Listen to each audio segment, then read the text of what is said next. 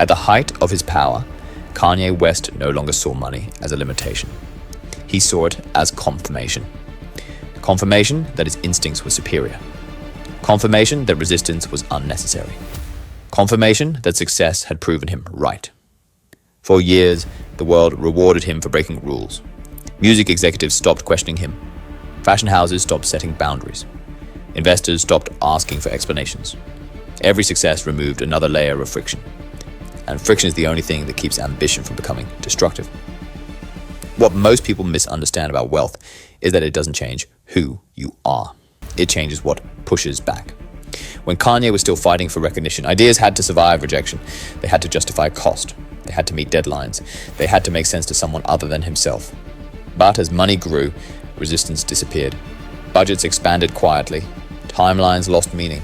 Decisions stopped being debated. Spending was no longer evaluated by outcome, only by intent. Entire projects were built around feelings, around moods, around moments of inspiration that no longer needed translation into reality. At first, this looked like creative freedom. But freedom without structure doesn't create clarity. It creates noise. Studios were redesigned again and again. Sound systems rebuilt, sets constructed, abandoned, then reconstructed elsewhere. Millions were spent not because a plan demanded it, but because no one was allowed to stop it. And when no one can stop something, it no longer knows where it's going. Money, in this environment, didn't bring efficiency. It removed consequences. Failed ideas didn't fail. They lingered. Delayed projects didn't collapse. They consumed more resources. Every mistake was cushioned by more spending. The danger wasn't extravagance. It was insulation. Money insulated decisions from reality, and insulation creates distortion. As costs rose, fewer people spoke honestly, not out of fear, but out of adaptation. Teams learned that disagreement slowed things down. Executives learned that questioning direction risked access. Partners learned that silence was safer than a resistance. This wasn't chaos. It was alignment around one person's certainty. And certainty, when unchecked, becomes blind. The most expensive failures weren't public. They were internal. Ideas that never launched, concepts that never matured, projects that existed only as sunk cost. Millions vanished without headlines, without scandal, without accountability. Because money had rewritten the rules of visibility. When you have enough of it, failure doesn't announce itself. It accumulates quietly. And while the outside world still saw genius, the internal structure weakened. Partnerships became fragile. Deadlines lost credibility. Trust eroded.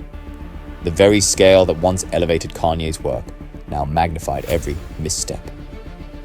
What was once seen as visionary began to look unpredictable. And unpredictability is the one thing institutions cannot tolerate.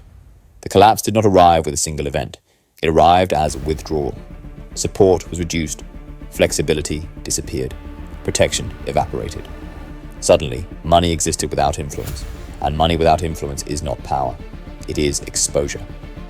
Every new decision carried risk instead of prestige. Every project demanded justification instead of admiration. The system that once adapted around Kanye no longer adjusted itself to him. This is where wealth reveals its limitation. Money can delay consequences. It can soften impact. It can distort perception. But it cannot replace restraint. Restraint is not a lack of ambition. It is the structure that allows ambition to survive reality. Without restraint, even the most powerful visions collapse under their own weight. Kanye West didn't fail because he lacked resources. He failed because nothing forced his ideas to confront reality early enough. And when reality finally arrived, it arrived all at once. This is not a story about recklessness. It is a story about insulation. About what happens when success removes the very pressures that once sharpened judgment. Because the most dangerous phase of achievement is not growth.